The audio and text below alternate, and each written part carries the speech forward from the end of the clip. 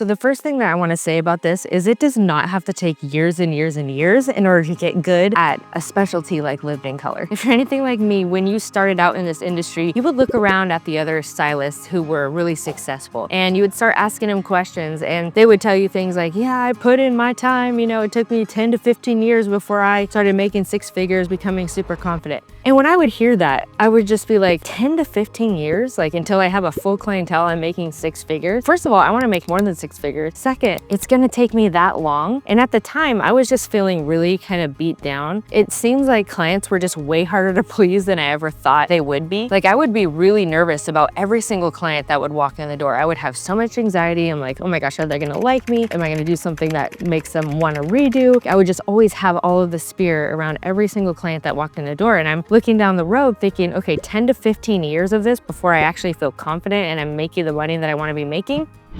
That doesn't sound good to me. And I don't think I'm the only one. I think a lot of hairstylists feel this way, which is why like 80% of them quit before they've even been in the industry for 3 years. So my hope today for this video is that I can prove to you that it is absolutely possible to make six figures, have that confidence that you're looking for, and actually being able to enjoy your career much faster than that. Because once I decided that I wanted to specialize in lived-in color, it literally took a matter of weeks before I was super confident with it and able to charge what I wanted to be charging for it. In that same year, I was able to make six figures and I didn't have to work like these crazy hours and just burn myself out and feel completely drained and exhausted all the time. So I'm going to share with you exactly how you can become really good and confident with lived-in color very quickly, because I think if success can take you a lot less time than 10 to 15 years or even 5 years or even multiple years at all, you're going to really enjoy this industry so much more. So the first thing that I did when I realized I wanted to start doing lived-in color and specializing in that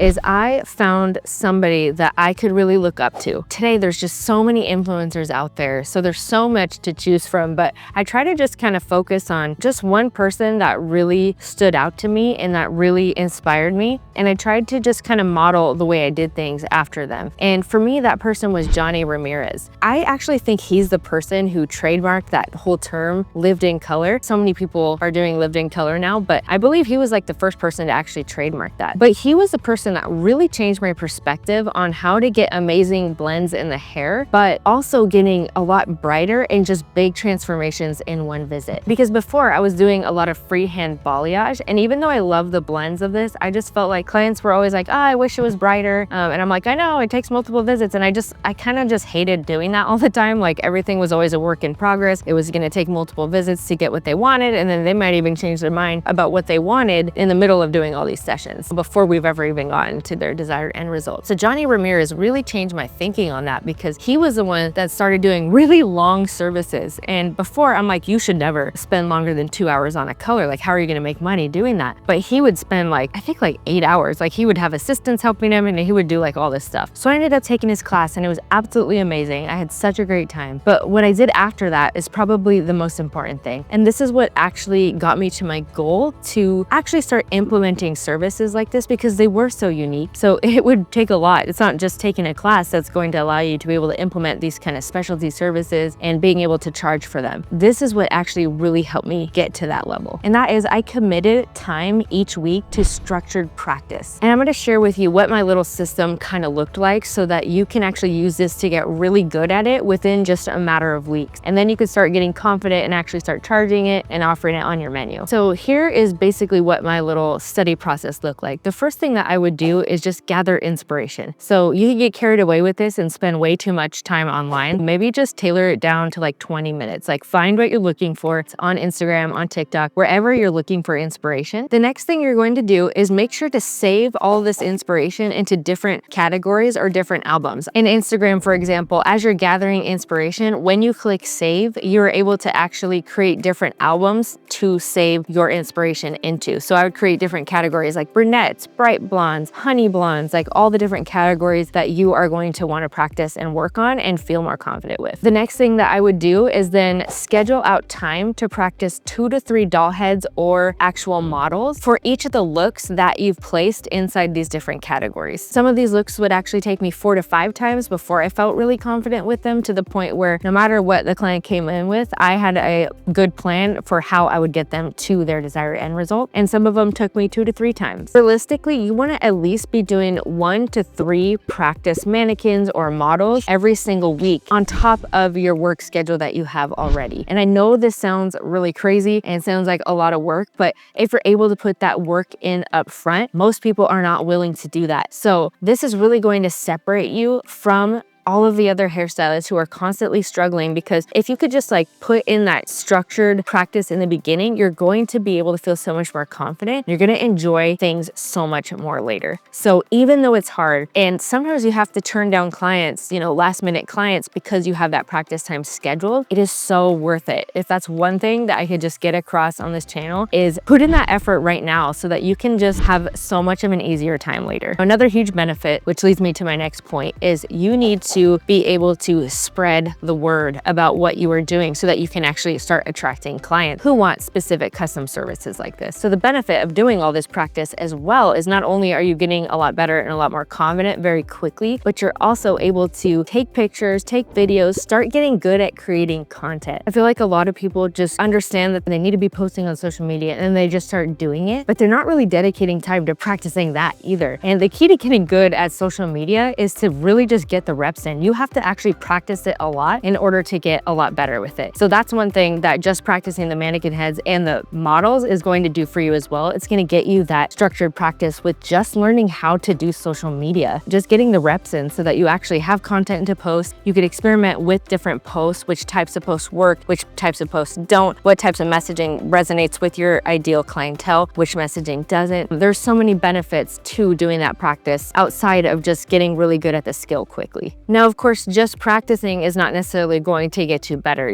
There's that phrase that goes, practice doesn't make perfect, perfect practice makes perfect. So what you need to be doing in order to make sure that your practicing is actually leading to your growth is a few different things that I'll share with you right now. Whenever I would practice, I would try to take note of the issues that would just kind of constantly come up. Like one of those for me was face framing. I felt like not every single time, but there were some times where people just wanted me to make slight adjustments to their face frame, like they weren't completely happy with it right away. So I would keep practicing the face frames to kind of closer match to what they were looking for. And usually it meant like they just didn't really want it as bold as maybe the pictures they were showing, because in real life, it's just a little bit too much. It's just a little bit too strong looking. So I would play around with different face framing techniques until I came up with a method that I could kind of replicate over and over again that would give them just really consistent blended results. And I didn't have to worry about them asking for a redo anymore. And of course, I teach you how to do all of this inside my education library, which will be linked below if you're interested in that. Toning was another thing that I used to struggle with a lot. I felt like I always had to ask other hairstylists for advice, like what should I tone with? Or I was always just like saving all these formulas that I would see online because I didn't feel confident in my own decisions when it came to toning. So what I did is I got a bunch of different swatches on Amazon, and I used to do the smaller ones, but there's much larger ones available now that are going to work really great for this, because then you could actually like hold it up to people's faces, actually get an idea of what that tone is going to look like on somebody's skin. And a longer swatch is just going to give you such a better idea of exactly what that tone is. So I'll link a couple of my favorite swatches in the description. But I'll say that when it comes to formulating, I think that one of the best things that you can do in order to become an expert in color theory and formulating and just having a lot of confidence in that area is to start by just becoming a master of the color line that you're already using. Like learning everything that you possibly can about that color line, all the aspects of it, all the characteristics of it, what the different lines are for, what the different purposes are for. I would just buy the swatch book no matter how much it is. Sometimes it's hard to get swatch books. You can't just like go online and get them. But what I typically do is I go to Cosmoprof or SalonCentric, wherever they're offering that color line, and then I just like special order it because I don't think they sell them in the stores anymore. So that's kind of what I do. And then I would just study that. So maybe take like 10 minutes a day to study the swatch book. And you could actually learn so much from swatch books, not just by looking at the swatches, but actually reading the information that they give you inside their big color books. But because that was something I did, I was just constantly studying swatch books like every single day and just kind of learning so much about that specific color line. Because I was learning about the color lines I was using so deeply and so in depth, I was able to transfer that type of study to everything that I did, and it just became a lot easier. So the two biggest obstacles that are going to prevent you from actually implementing this are going to be lack of seeing results right away day and just overwhelmed because of all the things that I kind of shared with you that I recommend that you do. So I have 2 pieces of advice for you when it comes to practicing so that you can actually be successful with this. And the first one is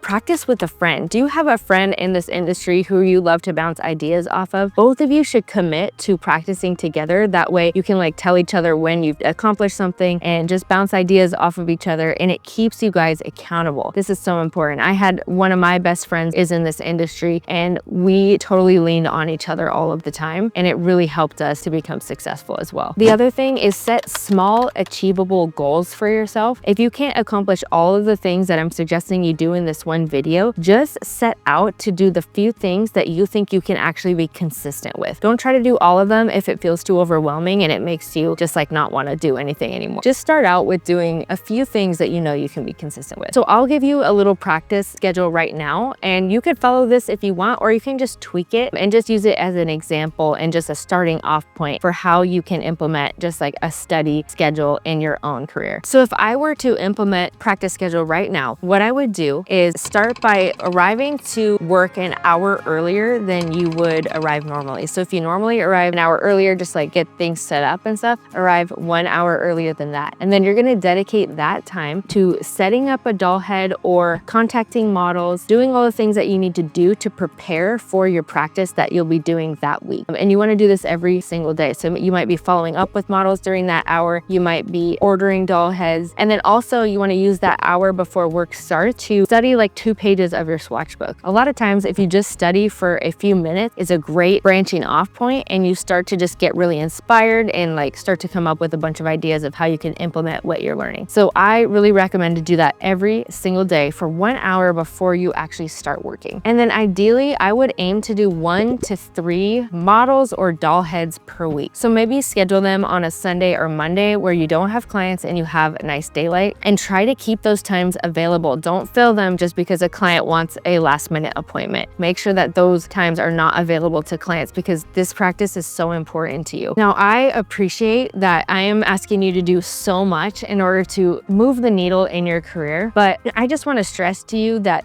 this effort that you put in up front is really going to set you apart from so many other stylists. 99% of people will not commit to doing something like this. So if you're really committed to getting really good and achieving amazing results in just a few weeks, instead of having to wait years and years and years to finally become confident, finally become to that point in your career where you're making 6 figures, you can do this in a matter of weeks, so that then you only have to worry about, okay, now I need to figure out how to promote this, how to change my menu, what I should charge for it. Like all those things take time, but if you can just shorten that learning curve to maybe like a few months, that is going to make things so much better. You're going to be able to enjoy your career so much more if you're able to just really push it in the beginning like that. Even though it might seem overwhelming to make yourself even busier when you're probably already busy with clients right now, once you've repeated this process that I kind of outlined for you in this entire video, you are going to see a huge difference in your work and in your confidence in just a matter of weeks. You're gonna feel so much more confident every time you get a new client in your chair. You're not gonna be filled with anxiety. You're gonna know exactly what to do no matter what situation the client comes in with. So once you've really mastered lived in color and you start to really become confident with it and working on all of the clients who like to request this, the next thing that you're gonna wanna do is make sure that you can separate yourself from the competition in your area. You gotta make sure that all this hard work actually results in more higher paying clients, more loyal clients. So the next thing that you have to focus on is your marketing and just really standing out. So I'm gonna help you with that in this video on the screen right here. Thank you guys so much for watching. My name is Lauren, and I hope to see you over there.